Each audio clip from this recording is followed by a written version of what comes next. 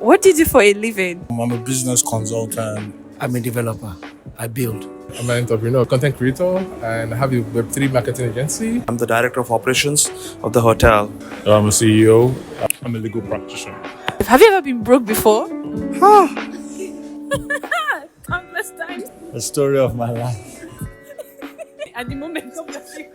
Hey lovelies, today we are live at Mindset Re-Engineering Conference. Now this is not just any conference. This is a conference that the VVIP ticket is 3 million naira and the regular ticket is 100,000. So I'm going to be interviewing the 1% of the 1% in Lagos today to ask them what they do for a living, extra sources of income they had, and most importantly, how you that is watching this video right now can be the best version of yourself. So stay with me. It promises to be interactive. Thank you. So what do you do for a living? I'm in hospitality, so I'm general manager of Ebony Life Place, which is a lifestyle resort. I'm a visual artist, but I'm into art and entertainment business. Legal practitioner. Legal practitioner. Okay, I'm free to look for trouble right now. I do a little bit of litigation, but yeah, I'm more inclined towards the part of real estate and property. I'm a businessman. I'm into electronics. I'm a business consultant and I own a company called Sales School Africa. What we do is we do consulting for businesses across the world, Africa, Middle East to be precise. Visa Application Center Manager. I'm a developer. I build. I started off my career as a banker, but I had a passion for creating things. I think the nearest was architecture, so eventually, one way or the other, found myself in real estate. Coach Raf. I'm a life coach. I'm a consultant. I'm a CBT therapist. And I'm also the president of Center for Attitudinal Change. And I'm a leadership facilitator.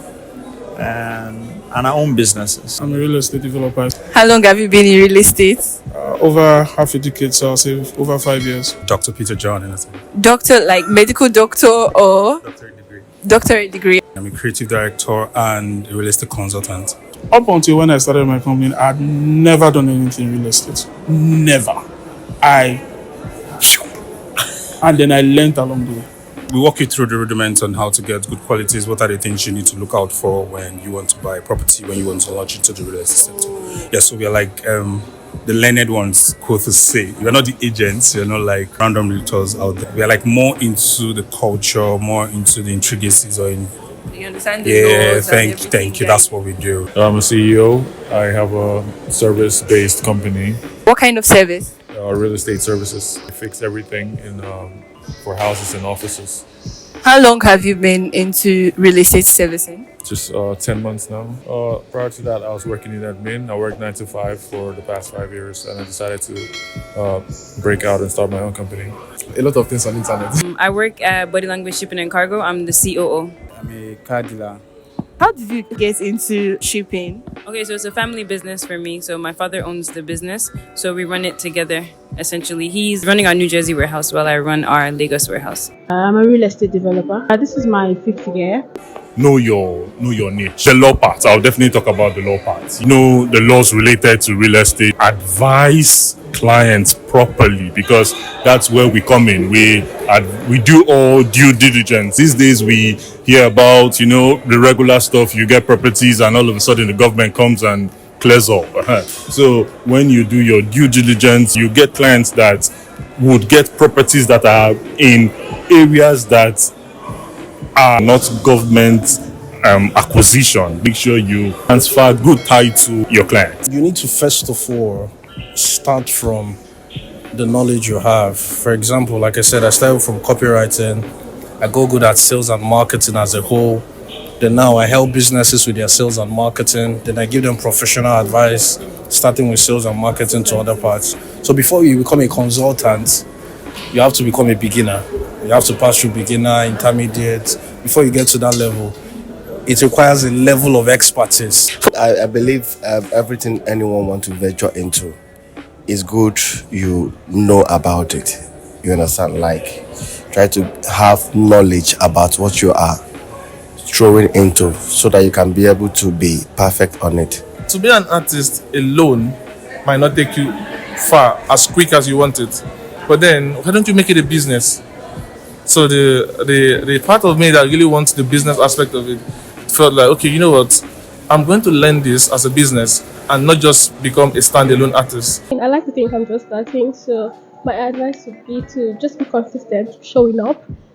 Just keep showing up. Opportunities will meet you as you go. I used to think before or in the past that, oh, when am I going to get here? When am I going to be able to do this and that? But I realized that as I grew, as I kept going, kept showing up, opportunities just kept coming my way, and I was always grabbing it whenever I come. So just keep showing up. Word, just be prepared. Opportunities can meet you at any point. Absolutely, and keep showing up. To start off, first of all, you need to have the passion. It's something you're worth doing, because there are days when the business won't look too good, but the passion and desire for the business will keep you going. Secondly, you need to surround yourself with people who are going the way you are going, people who have gone before you, who are at the same pace as you, and people who are right behind you there. Finally, you look at, you have to also plan. You have to strategically plan how you intend to go into the market. Where are you looking at? Are you looking at lower end, mid end, or top notch end? Decision to make on that, and that also depends on the marketing trends around you, and of course your own desire to bring something into the market. So for a young person, I would think you should spend more of your time trying to find out your purpose, your passion. Because when you begin to have responsibilities, you can't plunge into the unknown. You can't take a lot of risk. The question is, how did I get into cinematography? Cinematography brought me into real estate. Oh, okay. Yes, but I started shooting for current developers. I started shooting for companies who are developing the projects, and of course I decided to take courses and I fell in love with the industry. Like cinematography, a passion, or? So let me advise. Turn your hobbies into commercial, right? Make it commercial. That's what it is. That's what cinematography is for me. It was a hobby, take cameras, play around the house, edit videos. And then eventually I started seeing possibility for it bringing out more money. Okay, so how long have you been into the commercial aspect of cinematography? I did my first ad when I was 18 for a proper company. That's when I knew I could actually start making money from it. Yeah. Okay. And it was a camcorder. I can't forget it. It's still in my house. So it's just like an artifact in the house. Yes. Network. I wish I did more networking than I'm doing currently. Imagine I had started networking when I was way younger. I'd have made more money. All right. So you just set yourself up. This is giving us 3 networking tips that works for you. All right. God. So 3, just three. Okay, so first of all, I would think you should have your what they call elevator speech. It's your introduction speech where you tell people who you are. 2, smell and look nice. Emphasis, they smell and look nice. The third thing, don't always start with greetings. Start with compliments when you're networking. Okay. For example, I'm walking up to a fine lady, I'm walking up to a chairman. I would not come and tell you good afternoon, sir. No, it's wrong. Or look at something outstanding about your outfit and talk about it. So I'll go, well, that's a Rolex of what My name is Peter John and I do this. Have you ever been broke before? No man. No. Of course. Of course. Yes, I was. And it wasn't a good place at all. It wasn't good. It wasn't good at all. It was a day that I called my father and I was crying to him. I said, after this bread on my table, when I'm done eating it, I'm going to die. Because this is the last food I have. In the early days, I was broke. I didn't have nothing. It was hard. It was tough. Yeah. So what was your eureka moment? Because I'm like, people are doing great stuff and they're making cool money. What I simply did, I learned a simple skill, marketing. I went into marketing, digital marketing. I went through Google's course, a lot of other free courses, watched a lot of YouTube content. My head was full. But what really worked was when I started implementing. I started implementing everything I've learned, doing it for myself, and then I started working for other people. So I started getting paid here and there and all, and I knew that this was a very big thing. So it's going to be big. And then I scaled. Whoa, my eureka moment was when I discovered that I could make money from the internet. And I was like, if I can make money from the internet, from someone who has never met me before, and I can make money in dollars, that was everything for me. So that was where my journey started. I learned an online skill, copywriting, then from there, it went all the way up. What advice do you have for your 20-year-old self? Save more money. I should just grade more. Start early, fail fast, and fail forward.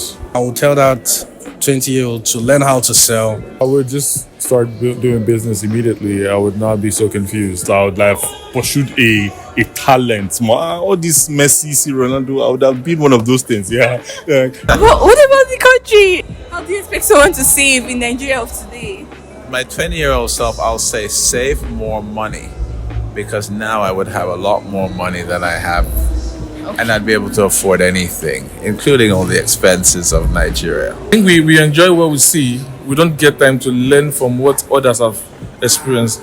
The moment I started understanding the value of learning from people's experience, that's the changing point. The things I knew 5 years ago and the things I know now, there are two different things. So I can know what I know now 5 years ago if I read about them. I grew up in the time where our parents were either a doctor, a lawyer, but I think I would have actually tried to know what my purpose is. Chase a talent more and be more inclined into that. In every day of our lives, we sell ideas, we sell products, we sell services, we sell every day. So it will serve you well if you become a master of sales. That's it. Just stick to one thing. 5 years doing one thing, no matter what it is, 7 years doing one thing, you would be almost a professional at it. So whatever it is, I'm pretty sure it's gonna pay. So just find one thing and stick to it. I was back in the day, I was really jumping around left and right. So right now, I would just tell myself to stick to one thing. Have you ever been broke before? Of course, several times. Of course. The story of my life. Countless times.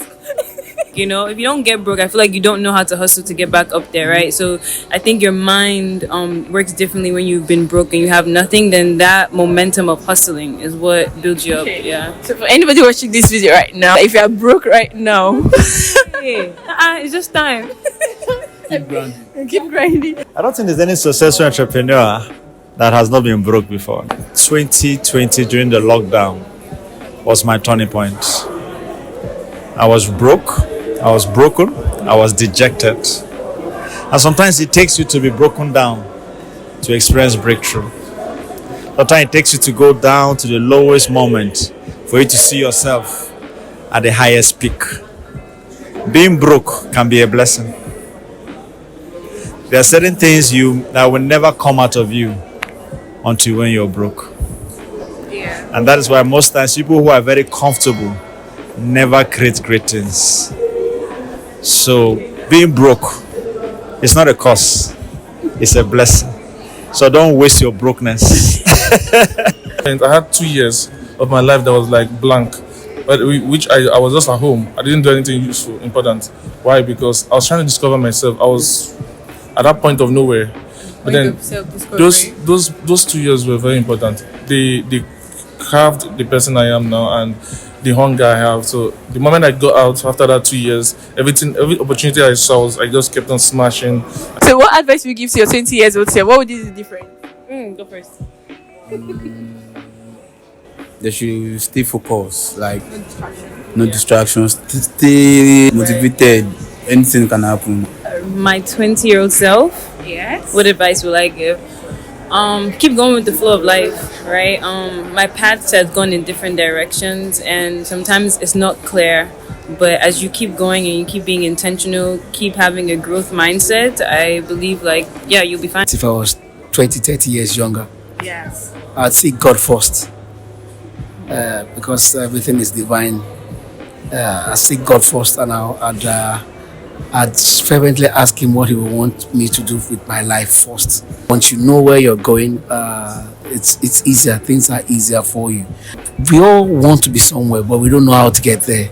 That's always our challenge. Everybody aspires to be something, someone big, someone successful, but 75% of us don't know how to get there.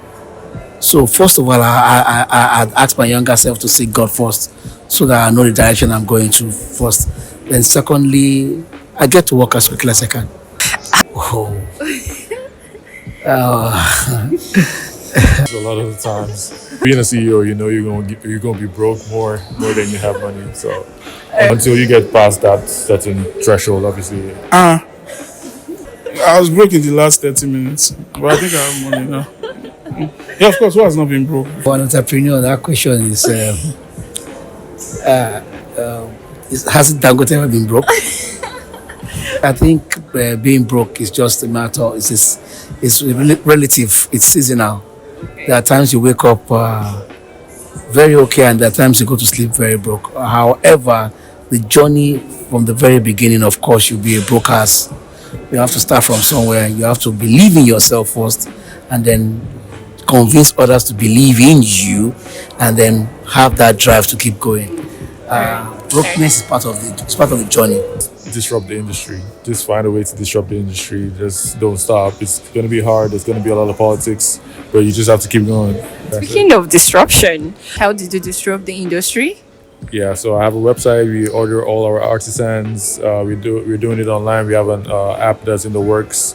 So you don't just order and fix your regular real estate services. You do it online now. You can track it. You can monitor what's going on.